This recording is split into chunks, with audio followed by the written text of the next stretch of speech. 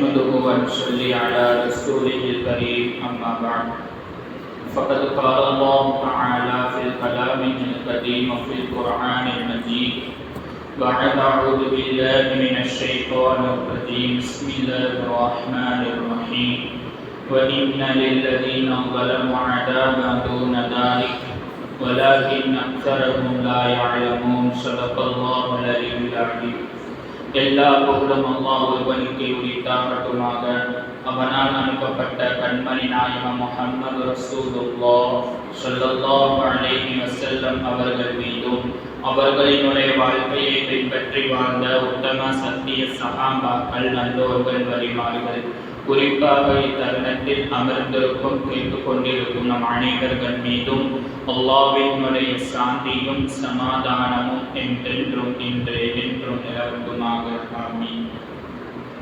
கண்ணியத்துக்குரிய அல்லாஹ்வின் நல்லடியார்களே, இந்த உலகத்தில் முஃமினாக பிறக்கக்கூடிய ஒவ்வொரு குழந்தைகளிடமும் நீ ஒரு நாள் மரணிப்பாய் என்கின்ற ஒரு சிந்தனையுடன் தான் பாங்கும் இக்காமத்தும் சொல்லப்படுகிறது.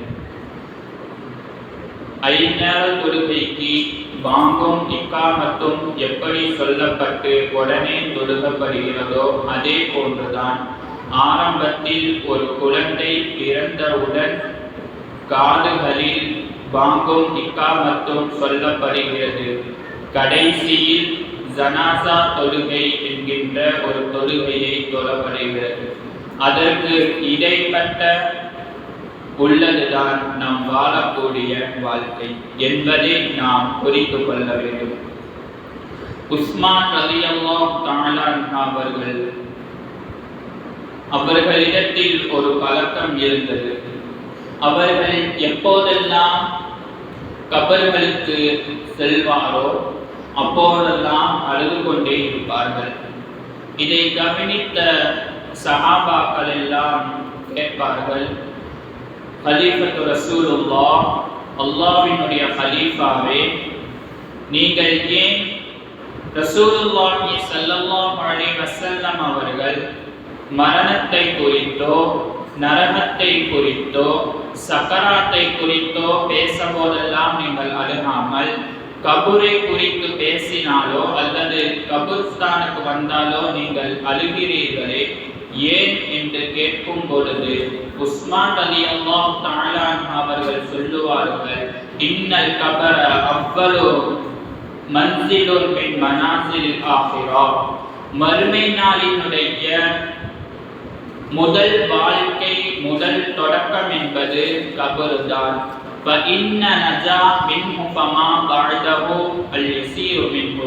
இந்த கபரில் எந்த ஒரு மனிதர் வெற்றி பெற்று விடுவாரோ அதற்கு பின்னால் இருக்கக்கூடிய வாழ்க்கை எல்லாம் அவர்களுக்கு லேசாகிவிடும். இதில் எவர் தோல்வியை கண்டு விடுவாரோ அதற்கு பின்னால் இருக்கக்கூடிய வாழ்க்கை எல்லாம் அவர்களுக்கு கஷ்டமாக மாறிவிடும். அதனால் தான் நான் கபருக்கு வந்தால் நான் அழுகிறேன் என்பதாக உஸ்மான் ரலியல்லாஹு தஆலா அவர்கள் சொல்லுவார்கள். ஒரு மனிதன் மரணித்து விட்டான் என்று சொன்னால் அவனை எவ்வளவு சீக்கிரமாக கபரில் அடக்கப்பட வேண்டுமோ அவ்வளவு சீக்கிரமாக கபரில் அடக்கப்பட வேண்டும் என்பதாக நம்முடைய மார்க்கம் சொல்லி தருகிறது. அல்லாஹ்வினுடைய ரசூல் சொல்லுவார்கள், மரணித்தது நல்ல மரணமாக இருந்தால் என்னை சீக்கிரமாக அழைத்து செல்லுங்கள் என்று சொல்லுமா. அதே மரணம் கெட்ட மரணமாக இருந்தால் என்னை எங்கே கொண்டு போகிறீர்கள், என்னை அங்கெல்லாம் கொண்டு போக வேண்டாம், என்னை மெதுவாகவே எடுத்து செல்லுங்கள் என்பதாக சொல்லும் என்பதாக அல்லாஹ்வின் ரசூல் நமக்கு சொல்லுவார்கள். நாம் எல்லாம் கபர் என்கின்ற ஒரு வாழ்க்கை இருக்கிறது என்பதை நம்பக்கூடியவர்களாக இருக்கிறோம். ஆனால் அதில் என்ன நடக்கும், ஒரு மனிதனை அடக்கினால் என்ன உள்ளே நடக்கிறது என்பதாக அல்லாஹ்வின் ரசூல் சொல்லுவார்கள். நான் கண்டதை நீங்கள் கண்டீர்கள் என்று சொன்னால் நீங்கள் அடக்காமல் போய் விடுவீர்களோ என்கின்ற பயம் எனக்கு இருக்கிறது. அந்த பயம் மட்டும் இல்லை என்று சொன்னால் கபரில் நடக்கக்கூடிய விஷயத்தை உங்களுக்கும் தெரியும்படி நான் அல்லாஹ்வினிடத்தில் துவா செய்வேன் என்பதாக அல்லாஹ்வின் ரசூல் சொல்லுவார்கள். அப்படி என்றால் உள்ள நடக்கக்கூடிய விஷயம் மறைவாகவே இருப்பதுதான் நமக்கு நல்லது என்பது இதிலிருந்து நமக்கு தெரிகிறது. ஒரு மனிதனை கபரில் அடக்கினதற்கு பின்னால் அடக்கியவர்கள் எல்லாம் திரும்பி செல்கிற பொழுது கடைசி நபர் வந்த பிறகு மலக்குமார்கள் எல்லாம் 2 மலக்குமார்கள் வருவார்கள். நமக்கெல்லாம் தெரிந்த விஷயம்தான். வந்து கேள்வி கேட்பார்கள். மன் ரப்புக வமா தீனுக வமா ஹாதா ரஜுலுல் லதீ பஅஸ ஃபீக்கும். உன்னுடைய இறைவன் யார், உன்னுடைய மார்க்கம் என்ன, இந்த நபர் யார் என்று உருவத்தை காமித்து கேட்கப்படும். இதில் நம் எந்த ஒரு மனிதன் வாழக்கூடிய நாட்களில் அல்லாஹ்வும் அல்லாஹ்வினுடைய ரசூலினுடைய வாழ்க்கையை பின்பற்றி எதையெல்லாம் அல்லாஹ் தஆலா தடுத்தானோ அதையெல்லாம் அவர்களினுடைய வாழ்க்கையிலிருந்து தடுத்து ஒழுக்கமான வாழ்க்கையாக தக்குவாவினுடைய வாழ்க்கையாக வாழ்ந்திருந்தால் மாத்திரம் அவர்கள் சொல்லுவார்களாம், என்னுடைய ரப்பு இறைவன் அல்லாஹ், என்னுடைய மார்க்கம் இஸ்லாம், இவர்தான் கண்மணி நாயகம் ரசூலுல்லாஹி ஸல்லல்லாஹு அலைஹி வஸல்லம், என்னுடைய ஹபீப் என்றெல்லாம் சொன்ன பிறகு அந்த மலக்குமார்கள் சொல்வார்களா, நீ எப்படி சரியான விடை சொல்லுவாய் என்பது எங்களுக்கு தெரியும். காரணம், நீ அப்படித்தான் வாழ்ந்தாய், அப்படியே நீ மரணித்தாய், அப்படியே நீ எழுவாய் என்பதாக சுப செய்தி சொல்வார்களாம். சொல்லி முடித்த பிறகு அவர்களுக்கு சொர்க்கத்தினுடைய வாசலை திறந்து விடப்படும். புது மாப்பிளை போல் நீங்கள் உறங்குங்கள் என்று சொல்லிவிட்டு சென்று விடுவார்களாம். இதே காஃபிராக இருக்கக்கூடியவர்கள், முனாஃபிக்காக இருக்கக்கூடியவர்கள் சொல்வார்களா, நான் வாழக்கூடிய காலங்களில் நான் கேள்விப்பட்டிருக்கிறேன் என்பதாக சொல்வார்களா. அவர்கள் சொன்ன பிறகு அவர்களுக்கு நரகத்தினுடைய வாசல் திறந்து வைக்கப்படும்.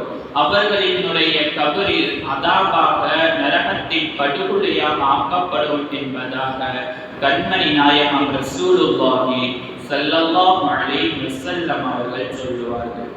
நமக்கு நம்முடைய கபர் எப்படி இருக்க வேண்டும் என்பதை நாம் தான் முடிவு செய்ய வேண்டும். சொர்க்கத்தினுடைய பூஞ்சவனமாக இருக்க வேண்டுமா அல்லது நரகத்தினுடைய படுகொலியாக இருக்க வேண்டுமா என்பது அல்லாஹ் தஆலா நமக்கு கொடுத்து விட்டான். அவ்வப்போது கபிரிஸ்தானின் பக்கம் சென்றவர்களுக்கு தெரியும், கபிரிஸ்தான் மிகவும் அமைதியாக, எப்படி என்று சொன்னால் எக்ஸாம் ஹாலுக்குள் சென்றால் எப்படி அமைதியாக எந்த ஒரு சத்தமும் இல்லாமல் இருக்குமோ அதே போன்றுதான் கபிரிஸ்தானும் மிகவும் எந்த ஒரு சத்தமும் இல்லாமல் மிகவும் அமைதியான ஒரு இடமாக இருக்கும். சில பேருக்கு அதன் பக்கம் போனாலே கண்ணிலிருந்து தாரத்தாரையாக அழுக வரும்.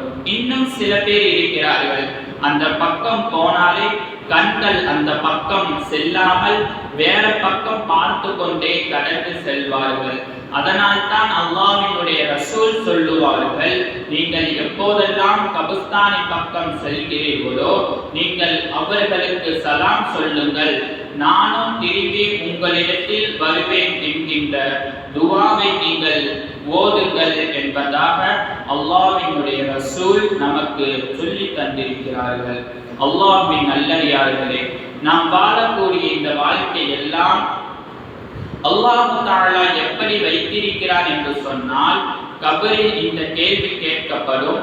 அதற்கான விடையை நாம் வாழக்கூடிய நாட்களில் தேடக்கூடியவர்களாக இருக்க வேண்டும் என்பதுதான் அல்லாஹ் தஆலாவினுடைய ஏற்பாடு.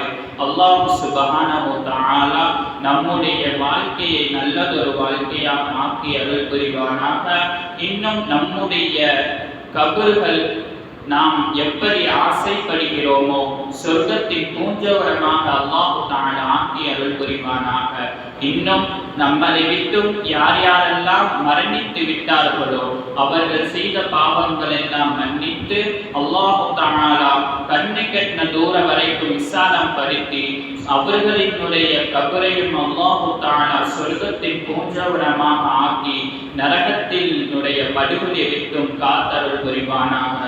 ربنا تقبل منا إنك أنت السميع العليم وتب علينا يا ربي مولانا إنك أنت التواب الرحيم.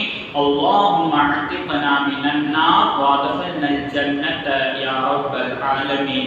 صلى الله تعالى وسلم على خير خلقه سيدنا محمد وعلى آله وأصحابه أجمعين والحمد لله رب العالمين.